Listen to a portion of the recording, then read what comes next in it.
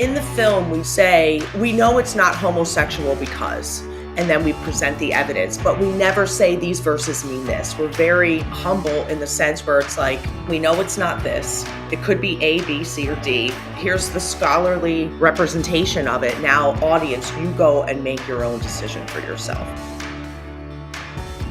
This is Down to Earth Conversations, where we hear from ordinary people who are helping to bring a bit of heaven down to earth.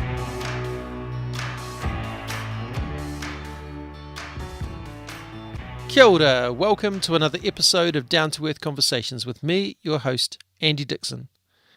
I'm super excited about today's guest. I watched her documentary film a year ago and I found it really impacting, and ever since I've wanted to get Sharon Rocky Roggio on the podcast.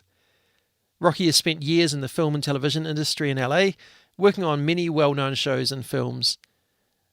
The film we're discussing today is her debut as a director. It's called 1946, The Mistranslation That Shifted Culture. The film documents the first time the word homosexual was included in a Bible translation anywhere in the world, and that's as recently as 1946.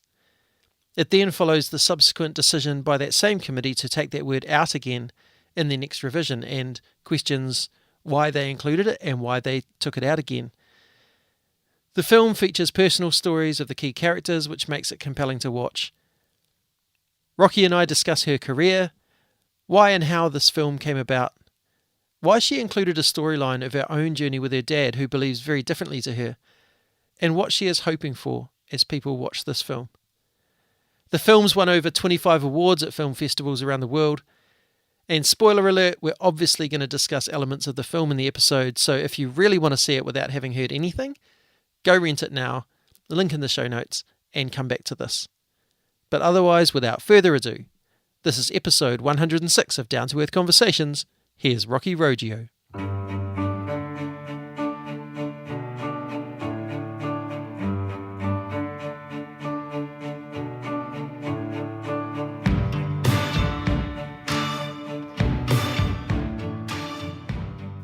Rocky Roggio, it's great to have you joining us today. Kia ora, welcome to the podcast.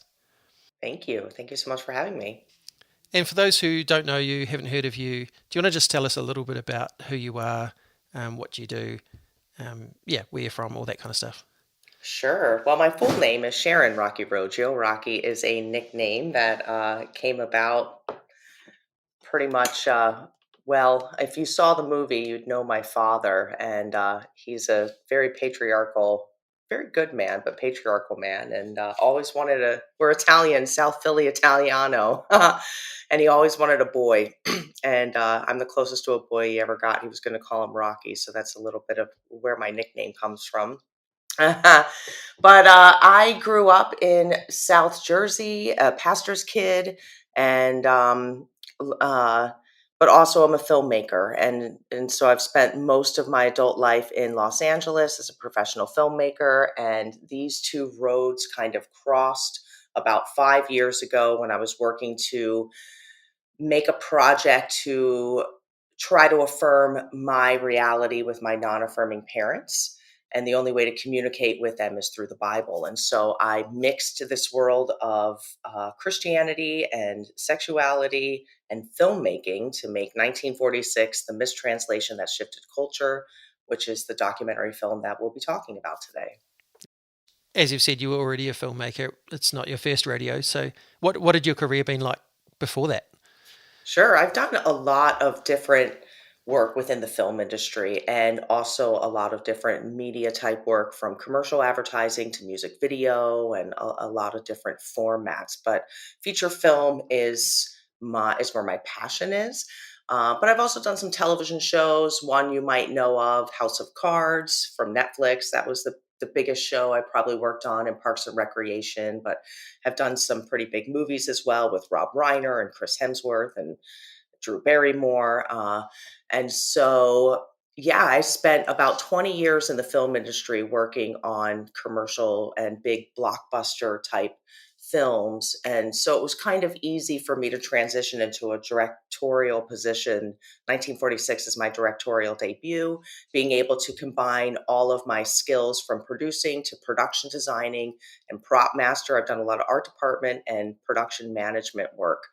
And so being at the helm of this project was pretty exciting, and it afforded me an opportunity to combine all of my skills to put together this film. Yeah. What is it about filmmaking that like you get really animated when you're talking about it? What is it that brings you alive about filmmaking?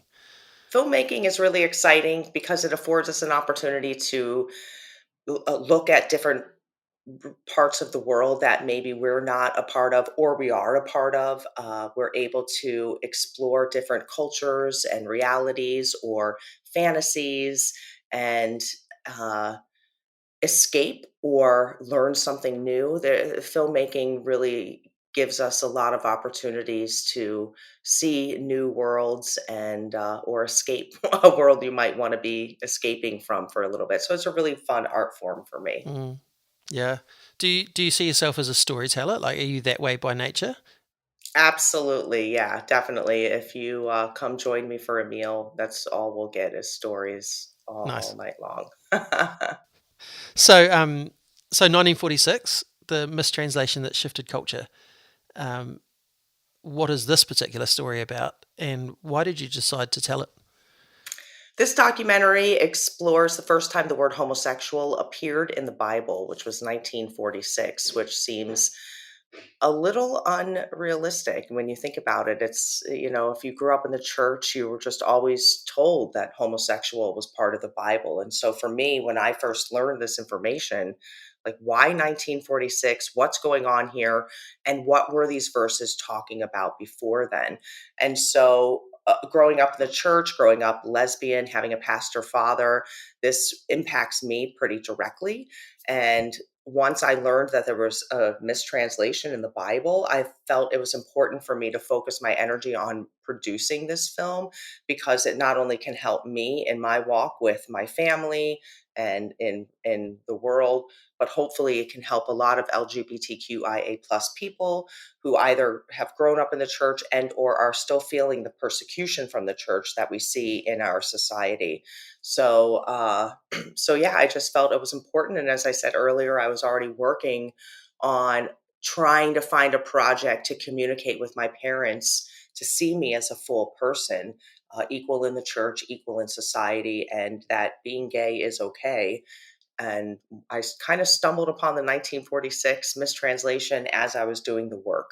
Yeah, And a right. lot of that kind of comes out in the film where I'm going on this journey with the audience, discovering these things and in real time as we follow Kathy and Ed, who are our researchers, who were doing the work a couple years before I came on board to produce the documentary. And they were in the archives at Yale University discovering this stuff and filming with their iPhones. So they'd given me some of the original footage of them in the archives, which was incredible and is in the Yeah, middle wow. of the movie. And again, just real time discovery, almost like a Da Vinci Code, pulling back the layers at Yale University. And so it just kind of all happened as you see the characters in the film as well, Kathy and Ed, as they were going on this journey, they felt it was important to document the information as well, to get it out to as many people as possible. And then when I came in, I'm like, okay, well, it's a documentary, not just a book and some of the other things that they're doing. So we can get it. Now we're talking with you in New Zealand, which is wonderful. Yeah, crazy. It's interesting for me looking back on my Christian upbringing and things, and thinking about this idea of a mistranslation, because I guess I grew up assuming that God had just spoken these English words into being. And, there's probably a lot of Christians around like that haven't really thought about how we get our English Bibles, that there are committees of people that work through a process of translation. And actually, mistranslation is not a new concept. There's lots of things that we've discovered over the years that could be said a better way, or we didn't really choose the right words for that, or things like that. But it's not something I grew up with. So, yeah, I guess I just wanted to put that out there for any listeners that are thinking, oh, what, are we talking about God got the Bible wrong? No, we're not talking about that. We're talking about committees making decisions, and then in the film you actually go on to show that same committee and the journey with that committee of actually deciding, hey, maybe we got this wrong. Um, and so I think that's a really powerful part of it. It's not just, hey, they put this in and we think it was wrong and we don't like it, but it's, hey, actually, they decided that they got it wrong. Yeah, absolutely. Yeah, and that's a really great point because we don't think about how we got our Bibles or our English Bibles that we have today. And one of the things I say in the film is we have 450 English versions of the Bible alone. Why do we have so many Yeah, versions of the English yeah. Bible? And so that was another thing I really wanted to convey in the film, that the Bible wasn't written in English, and we need to be humble about these things. And yes, we're not saying God got it wrong, but there's a lot of human activity to produce the Bibles that we have today, and so we wanted to be able to let the audience absorb that as well. One thing that struck me really deeply as I watched it was that, some documentaries just cover these are the facts of the things that happened. And like yours does cover that stuff, but it also tells the story of those of you who are engaged in this journey, including yourself, including Kathy and Ed. And there's a real personal thing going on there for all of you. Was that always going to be part of it for you? Would you have been able to tell just these are the facts of the translation stuff, or did it need that personalized stuff for you? Yeah, so we really wanted to showcase how this real mistranslation plays out in our real reality.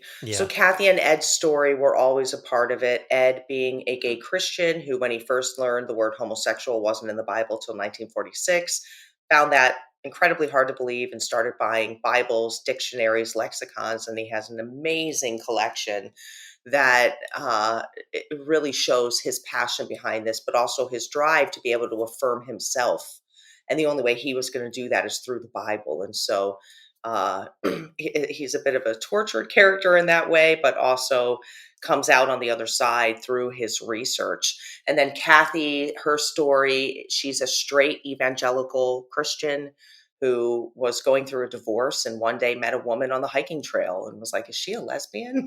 And just did relationship with her. And it was so important to showcase how when you're in relationship with people, you start to see things differently. And she yeah, asked the question, why I love my gay friend, why wouldn't God love my gay friend? And then she started doing the work. And so putting that storyline in there as well was really important because we do need to be in relationship with one another to ask these questions and come out on the other side. But we were then looking for the storyline. And me and my dad, the storyline wasn't really the original storyline.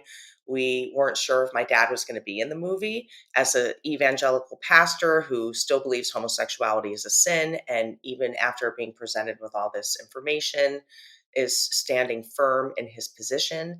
And we interviewed about a half a dozen, maybe about 8 different other storylines that could be potentially that story for us to really get at the heart of this matter. And but once my dad showed up, we knew it had to be us because then we were able to portray both sides fairly and go on that walk together with someone who disagrees with us, so we can hopefully have people who still disagree with us go on this walk and watch the movie with us. It's non-threatening, it's conversational. We gave my father equal playing time as every other expert in the film, and that is what he is. He's an expert in his arena. And so through that exploration together, we're hoping that more evangelical Christians will watch the film, and also, as you mentioned earlier, some of the audience that is listening to this podcast right now might not be Christian, and that's wonderful too, because we know the Bible impacts all of us, whether we're religious or not. We see how it can impact governments and impact laws, and we should all be part of this conversation. And so, yeah, once my dad showed up, we knew that had to be the storyline, and we're so grateful that he trusted me with editing, and all the footage that you make, and to give him that proper voice that he deserved, and not to skew any of anyone's words. That's not the kind of filmmaker that I am, or the film that we wanted to make. And uh, and I think that's why it works more, doing an academic journalistic film about the Bible in conferences, in churches, two Greek words could sound very boring.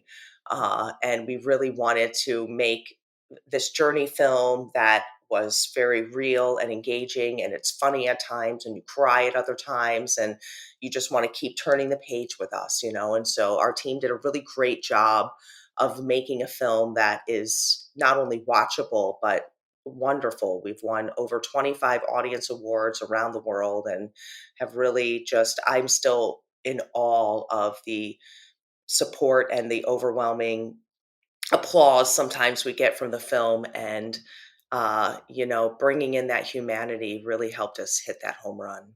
Yeah. Yeah. Interesting you saying about how boring it could be if it was just, a discussion about those Greek words and things, because that just reminds me of all the times where, because I'm a bit of a Bible nerd, and so I get really excited about something and share it with someone, and they're like, "Oh yeah, cool."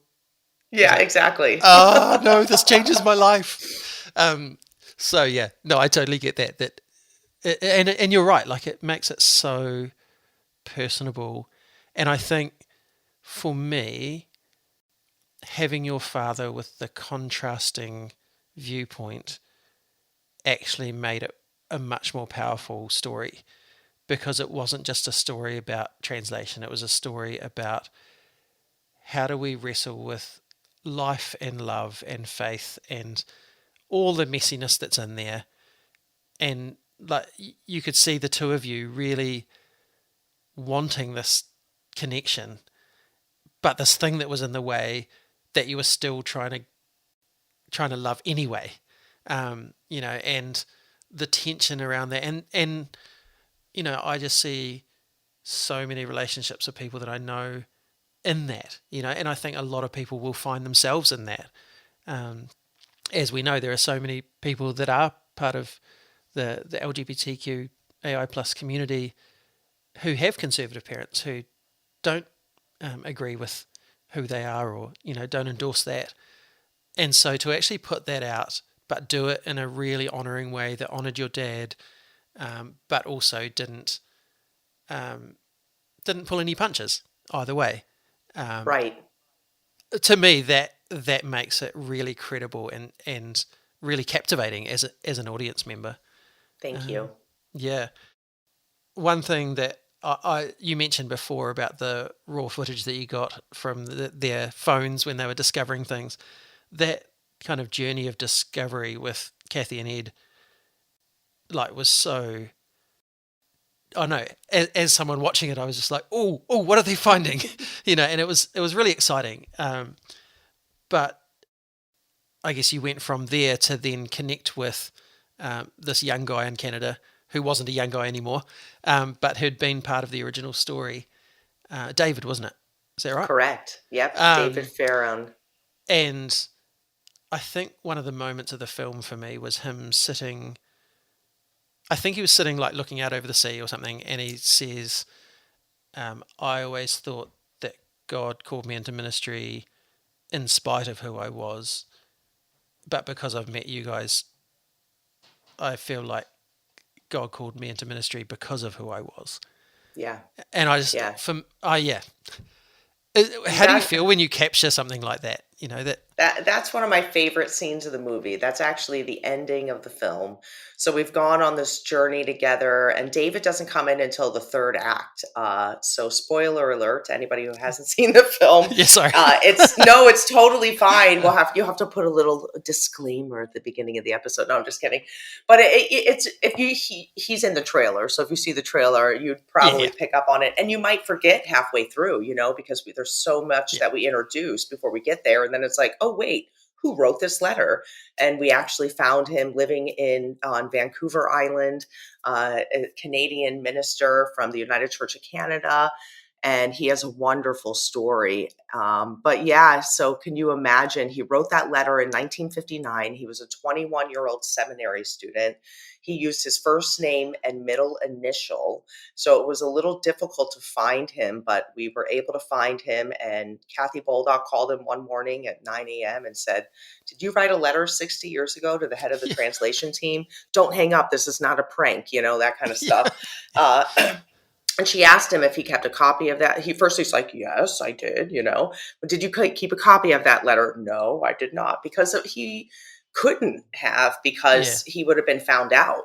And Yeah. so he had to write it with an alias. And Kathy assumed, when she first read the letter live on that iPhone footage at Yale University, which, when I first got that footage, as you can imagine, it was like Mm. filmmakers gold, Yeah. to go back in time, and they had done it, and did it so right, and they filmed the right way, Yeah. Yeah. and so it was perfect for the movie, and to capture that moment. Um, and yeah, and so it was remarkable, as you can imagine, for Kathy and Ed reading that letter and looking at it, and they're like, "This has got to be a gay man," or he was ahead of his time. He understood the Bible, psychology, sociology. Like, he had a three page appendix in there with all of his citations. It was just a really well written letter. But because of his awareness, they just assumed he was a gay man. But yeah, so he had buried this for 60 years and never talked about it. And when he got that Wow. phone call, it all comes flooding back to him. And so that was 2017. They found him. And about a year later is when I met up with Kathy Boldock and Ed Oxford. And at that point, they were getting ready to bring David Farron to the Queer Christian Fellowship Conference, which is held every year in the United States, and do their presentation, but also introduce David to the world. And I'm sitting in the first conference where I learned about Kathy and Ed and this 1946 mistranslation. And I'm like, this is what the documentary is about. And that was October 2018. And 3 months later, they were at QCF in Chicago. And I'm like, I have to go and I have to film this. And not only are Kathy and Ed's story remarkable, but David is alive and he's a wonderful man and a retired minister. Like, this is just too good to be true. And so he's that little nugget at the end of the film that just really kind of wraps it all up. And so when he walks down that shoreline in British Columbia and says this little line, it's just an explosive, perfect ending. And some of that footage too, the ending there, we see Kathy and David talking on a stage. That was filmed at the Reformation Project, which is Matthew Vine's organization, God and the Gay Christian. And we filmed that sequence in the fall of 2019, where he was able to go again and present his findings and come out as a gay man now in his 80s and really coming Wow. full circle. So yeah, I encourage anybody to get all the way through to the end, and they'll see Yeah. what I'm talking about. And the music there is great. We had all of our music done by Mary Lambert, who is a gay Christian, and you all might know her from her song that she co-wrote with Macklemore Oh, right. called Same Love, which was all over the world. So that's the one song that y'all might know. But if anybody knows Mary Lambert, she's a wonderful musician, and she wrote 96% of the music in the film. The other Oh, 4% are beautiful. samples she used. Oh, yeah. Yeah. So Nice. it's all original music, and she nailed it. So that helps drive that scene as well. Oh, that's brilliant. Thinking of like, you went to these conferences, you discovered Kathy and Ed. What was it like approaching them and saying, "Hey, I've got to do this thing"? Like, how did were they on board straight away? Were they like, "Who is this woman?" Like, what That's a what was that great like? question. Yeah. So they gave me permission in October of 2018 to film that conference they were doing at the First United Methodist Church in Hollywood. It was at Hollywood and Highland. It's a very iconic church right in the middle of Hollywood, right across from where the Oscars are. And they've got the AIDS sign, the ribbon on their building. And so if you've ever been to Hollywood, you've seen this church. And so I emailed the church, I emailed Kathy and Ed, I got permission from my parents, and I put together a film team, and I just started filming. Now, I didn't know about the 1946 mistranslation before filming that day in October. I had only known about Kathy's previous work. A couple months earlier, I was on, again, the journey trying to find a film to talk about non affirming theology. And I learned about the words Malakoi and Arsenokoitai when I took a class on homosexuality in the Bible. And that led to Kathy Boldock. And I'm like, what are the chances that she's speaking the same day my parents are coming into LA? They never visit me in LA, you know?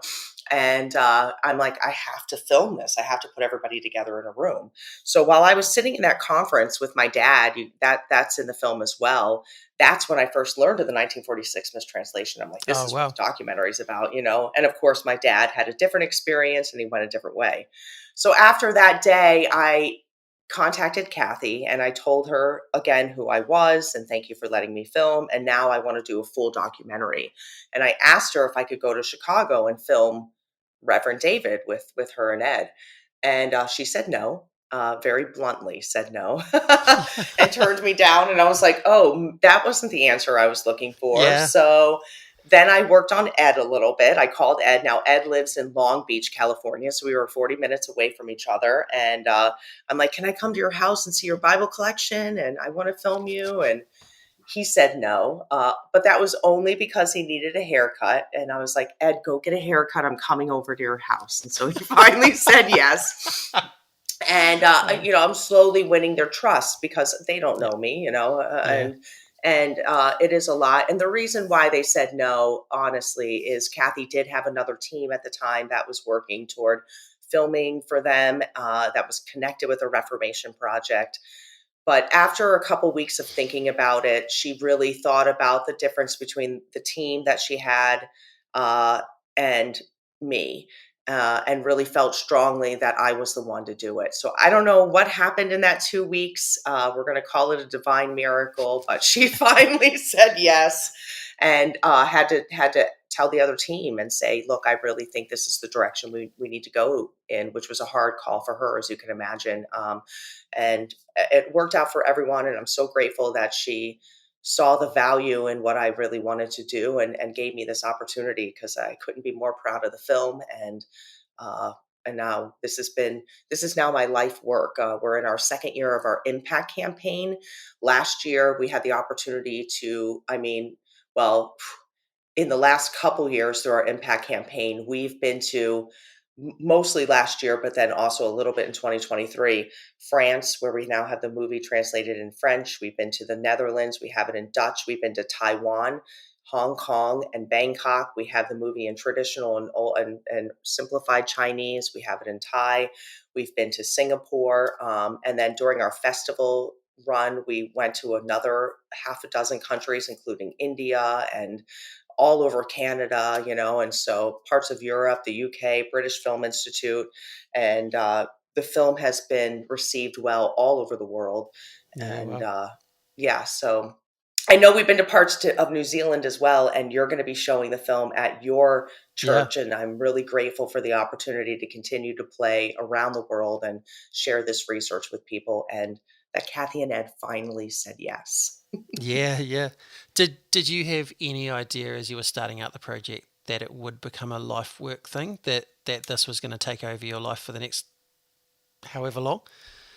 I was a little naive going into this, and so I knew that I believe and still believe that this needs to be seen by everyone, and whether you're Yeah. Christian or Jewish or Islam, that this movie impacts everyone, and we should look at this and recognize how the Bible is used or misused amongst people. And I really wanted to make a professional film, which we did, which again we won all those awards and have been, we were long listed for the BAFTAs. Well, the BAFTAs is really like a first list, and their long list is like the short list for the Oscars, and then we were long listed for the Oscars. So we were getting all this recognition, and I felt strongly we would go to SVOD, which is a streaming service, like Netflix or something, or Hulu, and be picked up. And we just weren't. And what I learned is social justice films like this, especially post 2019 after COVID, the whole industry has changed, and streamers are just not buying content like this. We're either Wow. too gay or too Christian. So originally, and especially, it's And you true. get to be both. And we get to be both, right? So Yeah. originally, and especially since we were doing so well amongst audiences and selling out tickets at film festivals and really breaking records, I thought for sure we would be picked up. And then from there, maybe I make another movie, we get on Netflix worldwide, and then it's kind of over. I didn't really understand and know what impact campaigns were or how these types of films really find their audience, especially since we don't get help from streamers. We're not getting help from mainstream Hollywood, and so we filmmakers are left on our own to find that audience. And I'm so grateful that I worked to build the audience from day one. I started a social media campaign, and now we have over 200,000 followers around the world, and really had built that constituency before we released. And so now we were able to get that film to the audience, but being left on our own, impact campaigns are kind of new too in this documentary world and are adapting as the industry changes. And so these kinds of passion projects do become your life's work, and or at least for a couple years after the film, as you're seeking to get the film to your audience. So I wasn't aware that that's what it would be, but I'm grateful to be in this position and excited to be still working with people. I just got back from, I was in Boulder, Colorado in the United States, doing a screening. We had 150 people show up, again, standing ovation, and everyone loved the film. And then I went down to Fort Myers, Florida, where we sat with 50 people and got to answer their questions. And I'm still getting text messages from everybody in Florida and how much they really loved the film. So I'm happy to be doing the work and excited to continue to see how it can grow and work to get the movie made now in multiple languages to continue the language accessibility. We're working on Spanish right now. I'm going to reach out to a team this week to do Portuguese. We have the Korean subtitles being made, and we're looking to get to Seoul as soon as possible because they need a lot of help there with the evangelical rhetoric that's going on against the anti-LGBTQ pushback there.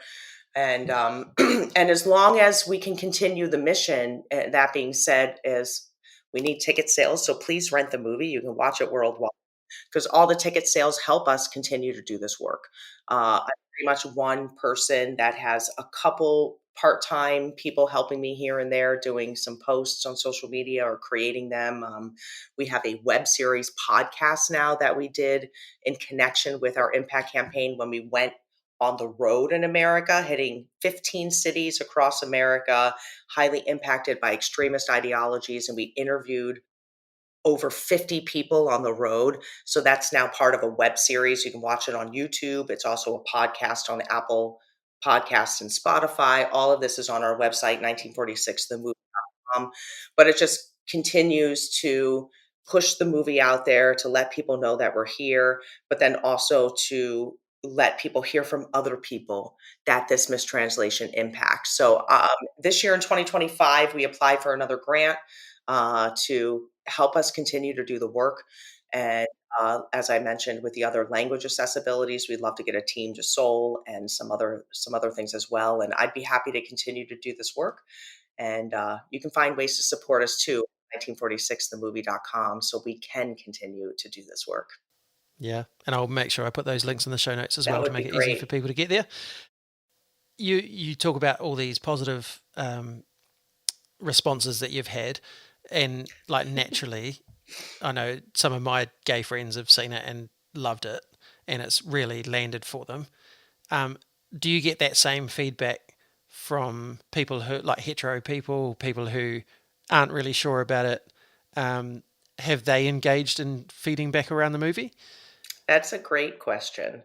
Prior to the film even being released, we had hundreds of people debunking the film Oh, yeah. and telling us why we were Yeah. wrong. We had one guy even write a book. It's called the 1946 Project. Kathy did a whole review on it. You can buy it on Amazon. I don't recommend it. Go watch Kathy's review on the book. This man took a page of our website and wrote 2 pages in his book, and then the rest is just copy and paste bibliographies of like why homosexuality is a sin. Yeah, It's right. literally like Yeah, studies from the 50s. It's like, come on, guy, we're in the 21st century here. So we've had sermons, podcasts, radio shows, news articles, just coming out of the woodworks, which means that people are paying attention, and this movie's yeah, kind of important if all these people are pushing back so hard. Now that the movie is out there, we still are getting a lot of people debunking the film. They'll now have seen the film, and it's interesting to see them misrepresent our argument. yeah, And it's very frustrating as well it's just like, it's some of it is just straight out lies. yeah, And at least they're still talking about the film. And one guy in particular, a Catholic apologist, did a post recently, and he wildly misrepresented the film. And one day, if I have time, maybe I'll do a rebuttal on his rebuttal. Um, but there's like 200,000 views on that video. So you know what? I'm not mad yeah, about it. Let them keep yeah, yeah, talking about it. yeah, And, the film, uh, in the film, we don't say, we know it's not homosexual because, and then we present the evidence, but we never say these verses mean this. We're very humble in the sense where it's like, we know it's not this. It could be A, B, C, or D. Here's the scholarly representation of it. Now, audience, you go and make your own decision for yeah, yourself. And I think that's the only way to really put together an academic journalistic film is present the facts as best you can, as non-biased as you can. We didn't make a propaganda piece. We didn't make we're so mad at the church and look at what you did. No, we just presented facts, and we want the audience to sit in those facts and then go home and hopefully do more work to see how they can come out on the other side. Or maybe they're not there yet. But at yeah, the end of the day, it's not really about changing your theology, as much as that would be great to get more people on board with seeing that this is a mistranslation. But it's more important for us to allow Christians to see again how we misuse the Bible to hurt one another. And at the very least, can we stop doing that? That would be a win for us, because we're not going to change everybody's mind overnight. And we didn't want to be like, you need to change your mind now. No, we all know our own pacing to come through on the other side. And so our job is to present good information, and then people will take the walk, and hopefully one day it'll just snap for yeah. them. Are you getting any like positive feedback from that conservative world, or Some. is it all just like rah anti? We've made We up our get mind. some. Yeah, Most of the comments on social media are quite nasty, honestly. It's amazing to see Christians behave the way that they do, especially behind a social media yeah. wall. Um, It's like the saying of "there's no hate like Christian love," which you know, exactly. But, in some film festivals, we've had, that's more of a secular arena, yeah, but people have come out from all walks, and people have been brave at those Q&As and said, I'm a Christian woman, I have a gay brother, and I think I've been doing this wrong. I need to look at this more, yeah. Well, And so yeah, I've had a couple of those, which is really encouraging. We haven't had an opportunity to play in conservative churches. I don't think they would allow us. And or if they would even show it to their audience, which is upsetting as well. I would love an opportunity to play in those arenas. We actually did submit the film to the Christian film festival. We did not get in. right. Uh, but we'll keep Yeah, trying. yeah. It's quite a lot like what I was talking about to you before we started recording, where a lot of people who listen to this podcast are listening to some of these conversations because they're not the sort of conversations they're allowed to have in their church space. So, regardless of whether it gets into those spaces or not, there are still people from those spaces that are looking out to see what's out there, that are helping answer questions that they've got. And so it's great to have a film like this that's out there for that, for them to be able to find. Yeah, just last couple of questions, and this one's probably quite a big one, but what do you what do you see as the major implications of the fact that you've gone back, you've had a look, there there was some um, translation that that committee then agreed was a mistranslation. What are the implications of that for us moving forward as a church, as a community, as society? What do you think that? What would you like to see as implications from this for us? Well, just a little bit more humility, as I keep saying, as we look at ancient text and recognizing the power of translation and the process of translation. One of the other things we talk about in the film are the different versions of the Bible and being aware of who's producing these Bibles. So we can know what it is we're reading. Some Bibles do work with an agenda to uplift complementarianism, which is the one man, one woman doctrine. And that's very deliberate. Where other translations, like the New Revised Standard Version Updated Edition, which came out in 2022, and the RSV has still worked to be the best academic representation that we can get. And they pool together committees from all walks of Christianity, from different denominations, to try to produce that best Bible for us.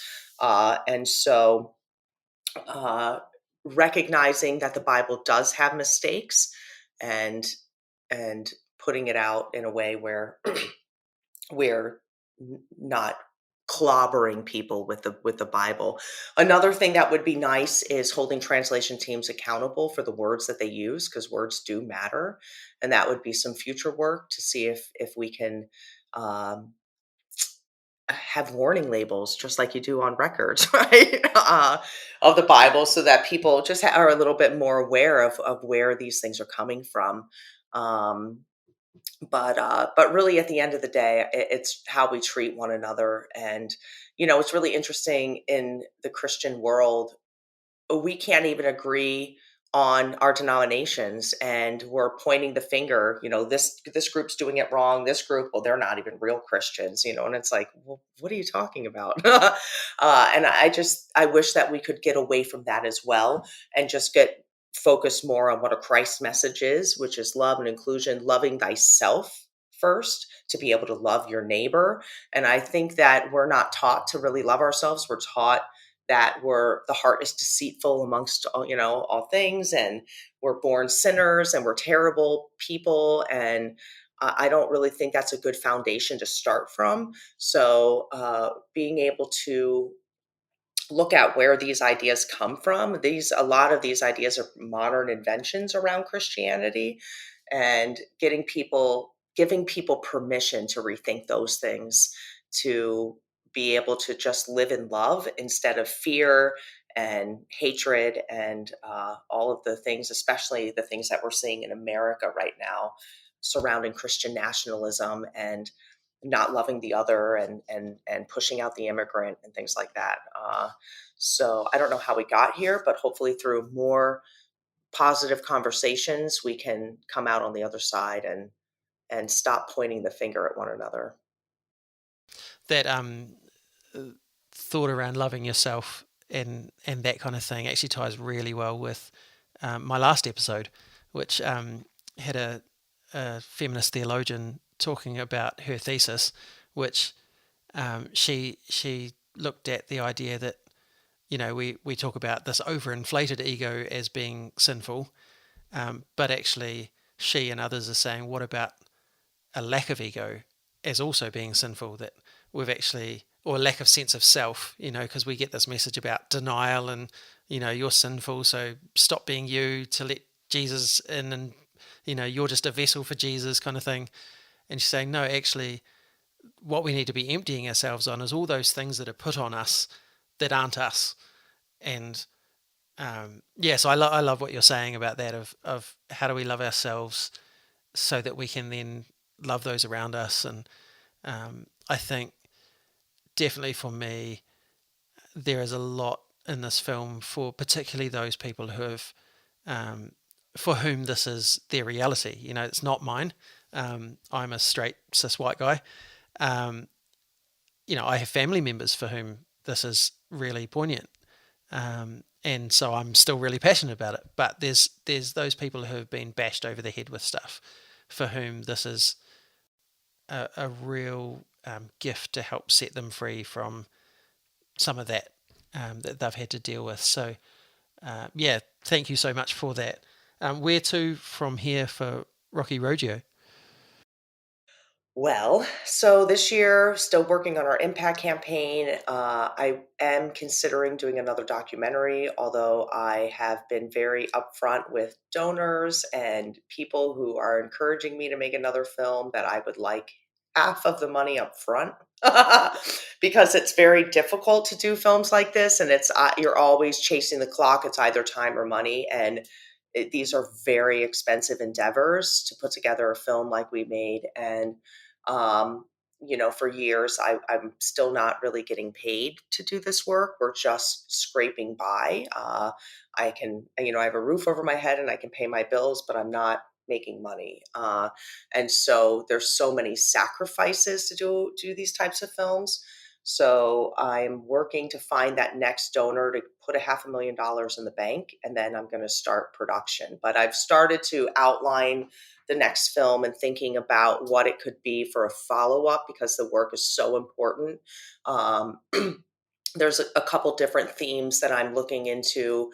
Most importantly, is how the church moves the needle when it comes to marginalized groups. And we saw it with the civil rights movement, then we see it with the women's movement, then it's the LGBTQ movement, now it's the trans community. And they have a target on their back. But I think it's important for people to know, and the audience might not know, that the Jewish rabbis in the Talmud were talking about 8 different genders 2,000 years ago. You can look it up. And, so these are not new conversations. We also know that intersex people are real, Totally. and Yeah, they've been discarded and treated so poorly in biblical times and even still today, as doctors are making decisions for infants and making the wrong decisions. And these are things that we need to talk about, and these are biological truths. And so having more people recognize that information will help us get around gender studies, gender ideology, and understand that this isn't a new concept. We're just having more freedoms in our world to be able to express ourselves, and now, of course, we're getting more pushback because of that. So that would be a really important subject matter for me, along the lines too of power over people, which is really what's going on in our movie. But now we see it playing out in specifically in America, but around the world as well, with either dominion theology or Christian nationalism, and and working to dismantle those power structures that don't include the kingdom of God. It really just only includes a certain group of people. And again, whether you're a Christian or not, I encourage people to start recognizing these things and start getting involved in the conversations, because it's only a matter of time before the Bible is used against you, if it hasn't been already. And if we're not paying attention, we can't push back on these things. And so um, I would like to continue the work and see how we can broaden these conversations. So if anybody wants to help, you can send me an email at 1946themovieinfo@gmail.com, and we can make another movie. Until then, though, I'm going to continue, like I said, working on language accessibility and pushing the movie out. Most of that looks like social media posts so that more people know about the film. So feel free to repost our stuff and let your neighbors know about the movie. It just helps to spread the word and keep the work going. And keep these important conversations going. We actually have 2 new pages on our website. One is how to book a watch party. So it shows you how to, if you have 25 people in your room, give us, a little bit extra money instead of the $12.95. I think it's like $30 or $50 or something like that. It's not even, it's like $2 a head. It's not a lot of money. But then on top of that, we just put an extensive resource guide in there. It's a discussion guide to help prompt questions before you see the film, but then also a discussion guide after you see the film. And then there's resources in there for extended material, other things you can read, podcasts, movies. And to that end, we're working on a full book that will be published by Erdman's Publishing Company and Dr. Trevor Thompson, who's in our film, to answer the top questions that we couldn't put in the film. It's only a 90-minute Yeah. presentation. So as you can imagine, we had to leave some things out. So we stayed true to our thesis and our core, which was the mistranslation of the two Greek words in 1 Corinthians 6:9. And so we pulled from there, and that's really what's in the movie. What's not in the movie is the one man, one woman doctrine, the biblical view on marriage, all the we did do in the film an apologetic of the clobber passages, looking at the 6 verses that use the word homosexual and are used to beat up LGBTQ people. We want to do a deep dive in the book, again, showing you, like in Leviticus, why we know it's not a homosexual. Here's all the scholarly work around what it could be, and then let the audience decide for themselves. So that'll be a really helpful resource guide for the audience that I'm really encouraged that hopefully will be done this year, that people can do more work at home and have all of the citations right there in front of them from the scholarly work around these verses. Oh, thank you. That sounds really exciting. I'm really looking forward to that. And I'd totally encourage people, if you haven't seen the film, get online and see it. Get together a group of people, watch it together, and also follow the links in the show notes to find ways to connect and support, because it's such an important thing for the church. So, thank you so much for giving time to talk to us today. Thank you for bringing your art of filmmaking to such a powerful story. And I think there's so many ways that same thing could have been told and it just wouldn't have had the impact because it wouldn't have had the quality, and you've brought that to it. So yeah, thank you for being who you are and bringing that to it. Thank you for what you're doing to bring a bit of heaven down to earth. Thank you. I appreciate that. Hello, hello heaven. Will I hear you whisper to come near? I'm so grateful for this conversation and the gift Rocky and the others in the film have given to the world. You may agree or disagree with Rocky theologically, but let's all at least aim for loving interactions and treating people with the grace that God invites us into as we discuss these matters going forward, knowing that we're not just discussing theology or beliefs, but that we're actually discussing the real lives of people. Thank you, Rocky, for that challenge to us, and thank you for who you are and for what you do. Here is a blessing for you. Rocky, as your film continues to spread around the world, may you hear even a small percentage of the people whose lives are changed for the better through seeing your film. Queer people who feel seen, straight people who feel more compassion and grace, and people in general who are encouraged that they're not alone in asking questions about their faith. As you look to get translation work done in different languages, may you find divine encounters with the right people at the right time in order to make that happen more smoothly and quickly than you anticipate. May more and more people see the benefit of what you're doing, and may that turn into real financial support for current campaigns and future film endeavours. In your own relationship with your parents, may you continue to find grace for one another and ways to love one another despite your very real and impacting differences. May challenges be filled with peace, and in the long run, may love win. In your daily relationships, may you know the love and support of close friends, those who can encourage you when the going gets tough, when the money comes in more slowly than the hate mail, and when you are tired and feeling like it would just be easier not to. May you know the strength of the divine in those times too, spurring you on in love. Lastly, may you know you are seen, you are heard, and you are loved. Thanks to Strawn for the music and Rangi for the karakia. Join me next time when I talk to Kathy and Stephen, hosts of the Changes Ahead podcast, an award-winning New Zealand Baptist podcast that explores the sorts of changes that we might need to make if we're going to have any meaningful expressions of church moving into the future. It's a wonderful conversation with a lot to think about. Until then, me inoi tātou.